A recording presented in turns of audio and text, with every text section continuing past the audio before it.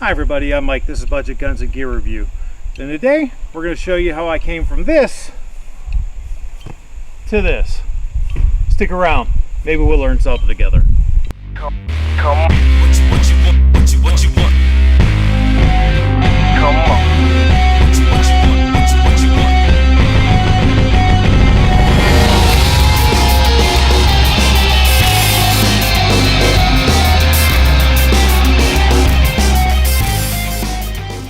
Okay, so after I made my wool blanket underquilt and I started carrying it around and I had it in my pack, that thing was heavy and that thing takes up a lot of space. So I started to try to think of a budget alternative that wouldn't be so heavy and wouldn't take up as much space.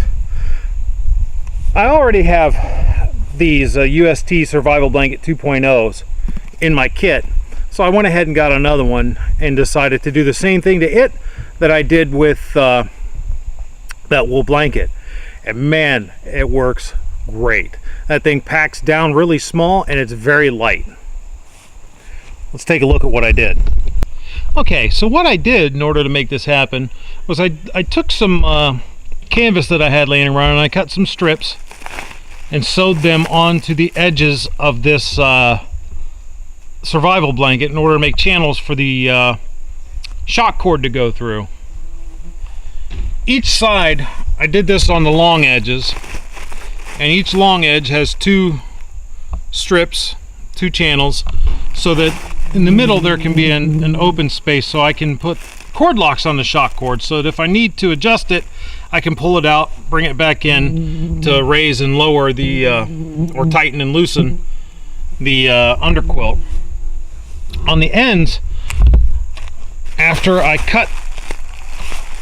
trimmed the corners off at a 45-degree angle, sewed those together, I reinforced that with canvas as well so that it's not going to pull through this material. I then sewed on channels on the ends for shock cord to go through. The shock cord runs up to a carabiner that clips onto my hammock straps. And it works just like any other underquilt. You have your hammock inside it, the underquilt as the outer layer. Let me show you what it looks like. The thing with this hammock is there's a lot of stretch with this Cloud Sailor hammock between the straps and the hammock itself. So good thing that you use shock cord. I mean, as you can see, there's a lot of stretch. That's why you use shock cord through the channels in the underquilt instead of paracord, because paracord wouldn't have this kind of stretch to it that you need.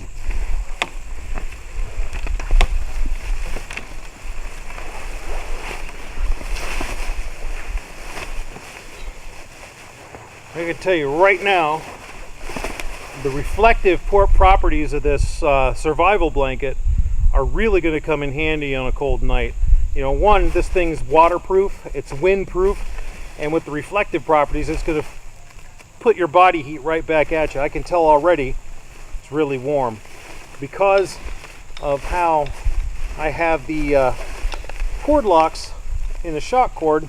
If I need to raise it up, if it gets really cold or there's a lot of wind or something, I can pull that up and raise the sides of this up to really snug up and maybe overlap a little bit if I need it to.